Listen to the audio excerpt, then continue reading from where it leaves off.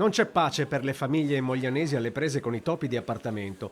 Ad essere presa di mira ieri sera una famiglia di via Maroncelli, ancora nel quartiere centro-nord. Verso le 5:30, 7 hanno scavalcato la ringhiera, sono entrati dal balcone, mi hanno spaccato la finestra e sono entrati in casa. Mi hanno rovistato la casa, mi hanno aperto gli armadi della camera e della cameretta e mi hanno portato via degli oggetti di valore, un anello, dei bracciali in oro, Orologi? orologi niente e neanche i soldi. Una palazzina tra le tante che probabilmente ha attirato i ladri vista l'assenza dei proprietari quando cominciava a fare buio. In casa non c'era nessuno. Sono saltati dal bagno, penso, e dopo passando dal giardino hanno saltato la rete piegandomela. Questa rete qua.